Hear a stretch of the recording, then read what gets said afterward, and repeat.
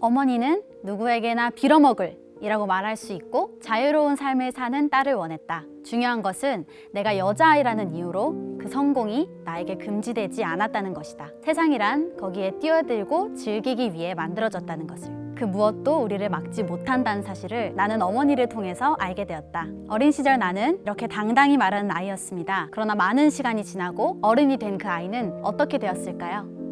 그 아이는 자랐고 결혼을 하고 두 아이를 낳았습니다. 학교에서 아이들을 가르치는 교사도 되었고요. 그리고 어느 겨울날 이렇게 말합니다. 끝에 거의 다 왔다.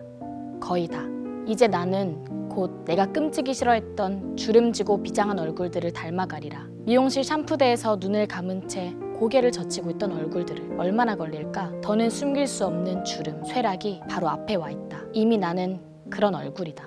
도대체 무슨 일이 있었던 걸까요? 어린 소녀가 자라 아내와 엄마로 살게 된 그 시간 속에서 어떤 일이 벌어진 걸까요? 개인의 잘못이었을까요? 아니면 어쩔 수 없는 일이었을까요? 그것도 아니라면 일그러진 사회의 문제였을까요?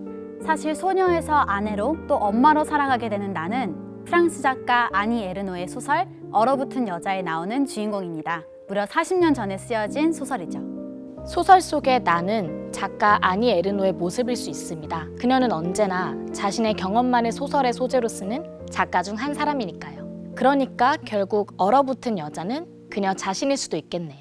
소설 속 나가 아이이던 시절로 돌아가 볼까요? 작은 상점 겸 카페를 운영하면서 자연스럽게 집안일과 바깥일을 공유하는 부모님의 영향으로 나는 남성과 여성에게 정해진 역할이 따로 있다는 강박으로부터 자유롭게 성장합니다. 그 순간의 장면과 잠깐 만나볼까요?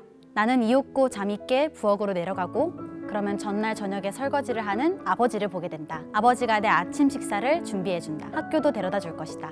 그러나 집을 벗어나는 곳에서 나는 무수히 많은 심리적 압박과 억압의 기운을 느끼게 됩니다. 더군다나 그것은 원래 당연한 것이다라는 마치 움직일 수 없는 진리처럼 다가오죠. 이렇게요. 여자아이가 아무것도 할 줄 모른다고 하면 사람들은 제대로 다림질하고 요리하고 청소할 줄 모르는 것으로 이해한다. 나중에 결혼하면 어떻게 할래? 반박하기 힘든 논리를 가진 대단한 질문. 궁지에 몰아넣는다. 달걀도 삶을 줄 모르는구나? 그래. 됐어. 보이지 않는 차별의 그림자 속에서도 나는 자라고 대학에 들어갑니다. 새로운 꿈에 부푼 채로 그 순간을 옮겨봅니다. 계단식 강의실의 중간쯤 의자에 앉아 새로운 삶 앞에서 내 가슴이 요동친다. 모험, 행운, 그리고 자유. 그냥 날려버리지 말자.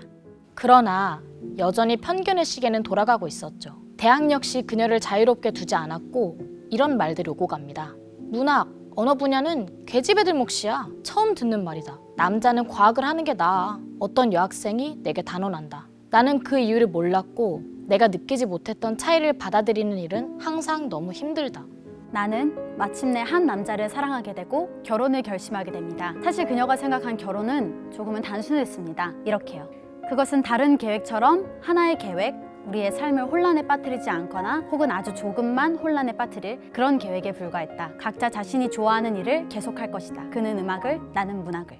그러나 불행히도 결혼의 현실은 달랐습니다. 이런 모습이었죠. 그나 나나 어머니 치맛복에서 요리를 도운 과거가 없었다. 왜 둘 중에서 나만 이것저것 해봐야 하나? 닭은 얼마나 오랫동안 삶아야 하는지, 오이의 씨는 제거해야 하는지 그런 걸 알아보려고 왜 나만 요리책을 탐독해야 하고 그가 헌법을 공부하는 동안 당근 껍질을 벗기고 저녁을 먹은 대가로 설거지를 해야 하는가? 그리고 나에게도 아이가 생겨납니다. 나는 당연히 남편과의 양육 분담을 생각합니다. 이렇게 말이죠.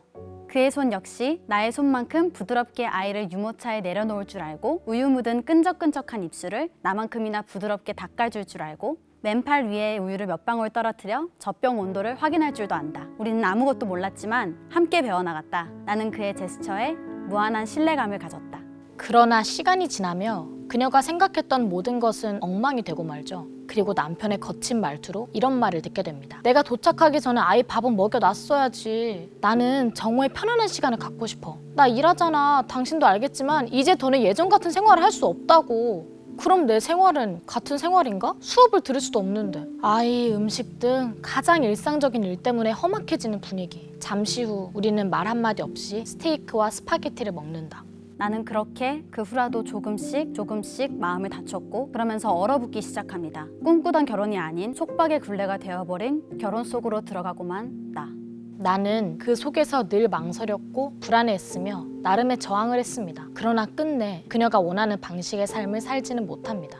40년 전에 쓰여진 소설 속의 나는 현재는 결단코 존재하지 않는 과거의 나일까요? 아니면 지금도 어디에선가는 여전히 찾아볼 수 있는 현재의 나일까요? 그 답은 여러분의 마음속에 있을 겁니다. 그리고 아마도 그 답을 풀기 위해 여전히 힘들어하고 괴로워하는 이들이 바로 곁에 있을지도 모릅니다.